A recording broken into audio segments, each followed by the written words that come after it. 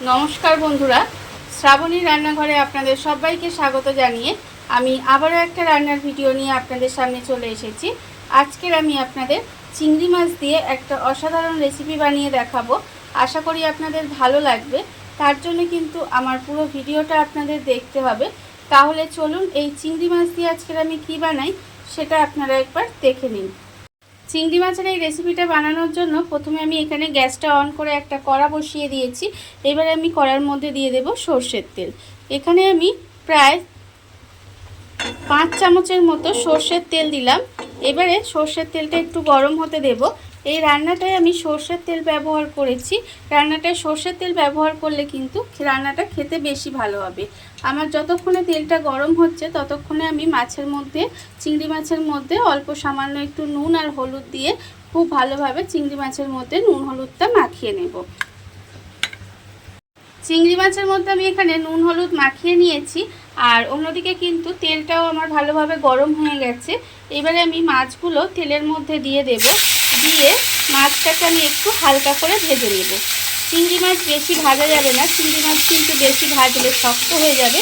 তখন আপনারা যাই রান্না করেন না কেন খেতে কিন্তু ভালো লাগবে না। তাই এটা একটু হালকা করে আমি ভেজে নেব। মাছগুলো আমার এখানে হালকা করে ভাজা হয়ে গেছে। এবারে আমি মাছগুলোকে তুলে আলাদা করে রেখে দেব। মাছগুলো আমি এখানে আলাদা করে তুলে রেখে দিয়েছি। এবারে আমি ওই তেলের মধ্যে দিয়ে দেব একটা মশলা। আমি এখানে বেটে রেখেছি। দেখুন এখানে আমার আছে 1 চামচ সাদা সর্ষে, 1 চামচ কালো সর্ষে, 2 চামচ পোস্ত আর 2টো কাঁচা লঙ্কা আমি একসঙ্গে বেটে রেখে দিয়েছি। সেই মশলাটা আমি এর মধ্যে দিয়ে দেব। প্রথমে এই মাছ ভাজার তেলের মধ্যে আমি মশলাটা দিয়ে দিলাম। দিয়ে মশলাটা একটু ভালোভাবে কষিয়ে নেব।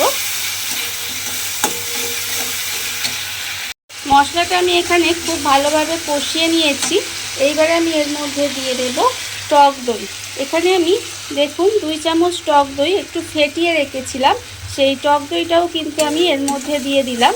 দিয়ে টক দইটা দিয়েও আমি একটু কষিয়ে নেব। আর এই সময় আমি এর মধ্যে দিয়ে দেব আন্দাজ মতো নুন। আর আমি দেব এখানে হলুদ গুঁড়ো একদম অল্প সামান্য। আপনারা যদি না দিতে চান হলুদ গুঁড়ো নাও দিতে পারেন। আমি একদম অল্প সামান্য একটু হলুদ গুঁড়ো দিলাম। আর দেব এখানে 1/2 চামচ লঙ্কার গুঁড়ো। এখানে ঝালটা আপনারা কতটা খাবেন সেটা বুঝে কিন্তু লঙ্কাটা ব্যবহার করবেন। কারণ যেহেতু ওতে মশলাতে কাঁচা লঙ্কা বাটা দেওয়া আছে, সেই জন্য ঝালটা কতটা খাবেন সেটা বুঝে ব্যবহার করতে হবে। এবারে আমি মশলাটা খুব ভালোভাবে কষিয়ে নেব যতক্ষণ না পর্যন্ত তেলটা ভালোভাবে ছেড়ে যায়। মশলাটা আমার এখানে খুব ভালোভাবে কষানো হয়ে গেছে। দেখুন মশলা থেকে তেলও ছেড়ে দিয়েছে। এইবারে আমি এর মধ্যে দিয়ে দেব স্বাদের ব্যালেন্সের জন্য অল্প সামান্য একটু চিনি দিলাম। দিয়ে আবারও কিন্তু খুব ভালোভাবে চিনিটাও মিশিয়ে নেব। এবারে আমি এর মধ্যে দিয়ে দেব জল। এখানে আমি খুব বেশি জল দেব না। দইয়ের বাটিটা ধুয়ে অল্প সামান্য একটু জল দিয়ে দিলাম। দিয়ে এবার এই গ্রেভিটা আমি একটু ফুটতে দেব। গ্রেভিটা আমার এখানে খুব ভালোভাবে ফুটে গেছে। এইবারে আমি এর মধ্যে চিংড়ি মাছগুলো দিয়ে দেব। চিংড়ি মাছগুলো দিয়ে আমি এইভাবে একটু রান্না হতে দেব। প্রায় চিংড়ি মাছ তো নরম মাছ, তাই খুব অল্প সময় 5 থেকে 7 মিনিট মতো আমি এইভাবে একটু রান্না হতে দেব। মাছটা দিয়ে আমি 5 মিনিট মতো এইভাবে একটু রান্না করে নিয়েছি। আর একটা কথা আপনাদের বলে রাখি, এই ভিডিওর যদি কোনো অংশ আপনাদের ভালো লেগে থাকে আপনারা প্লিজ একটা লাইক আর একটা সুন্দর কমেন্ট করতে কিন্তু ভুলবেন না। আমার মাছটা দেখুন এখানে সেদ্ধ হয়ে গেছে। আমি মাছটা এখানে 5 মিনিট মতো রান্না হতে দিয়েছিলাম। এইবারে আমি এর মধ্যে দিয়ে দেব, দেখুন এটা হচ্ছে গন্ধরাজ লেবুর খোসা। উপরের যে খোসাটা সেটা আমি একটু গ্রেট করে রেখেছি, সেটা আমি এর মধ্যে দিয়ে দিলাম। আর আমি দেব এখানে গন্ধরাজ লেবুর পাতা আমি একটু কুচি করে রেখেছি, সেটাও কিন্তু আমি এর মধ্যে দিয়ে দিলাম। দিয়ে খুব বেশি সময় নয়, 1 মিনিট মতো আবারও একটু রান্না হতে দেব। গন্ধরাজ লেবুর খোসা আর পাতাটা দিয়ে আমি 1 মিনিট মতো একটু রান্না করে নিয়েছি। আর একটা কথা বলি, আপনারা কিন্তু গন্ধরাজ লেবুর খোসার যে ওপরের যে সবুজ অংশটা ওইটা কিন্তু গ্রেট করবেন। এর ভিতরে যে সাদাটা বেরিয়ে যাবে সেটা কিন্তু দেবেন না, তাহলে কিন্তু তেতো হয়ে যাবে। ওপরের সবুজটাই একটু গ্রেট করে দেওয়ার চেষ্টা করবেন। আমার রান্নাটা প্রায় হয়েই এসেছে। আমি এটা এইরকম একটু গ্রেভি রাখবো। আর আপনারা যদি মনে করেন গ্রেভি রাখবেন না, তাহলে কিন্তু আপনারা আরেকটু গ্রেভিটা শুকনো করে নিতে পারেন। এইবার আমি এর মধ্যে দেখুন গ্যাসটা অফ করে দিলাম, দিয়ে আমি এর মধ্যে অল্প একটু গন্ধরাজ লেবুর রস দিয়ে দেব।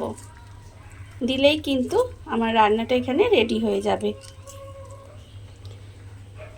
দেখুন বন্ধুরা, বাড়িতে থাকা কত অল্প উপকরণ দিয়ে কত অল্প সময় কত সুন্দর একটা চিংড়ি মাছের রেসিপি তৈরি হয়ে গেছে, আপনারা দেখতেই পেলেন। আর যে কোনো স্পেশাল দিনে এইভাবে যদি আপনারা চিংড়ি মাছটা বানিয়ে খান বা এমনি সময়ও যদি বানিয়ে খান, দেখবেন ভীষণ ভালো কিন্তু খেতে হয়। একবার হলেও বাড়িতে এইভাবে একবার বানিয়ে দেখতে পারেন।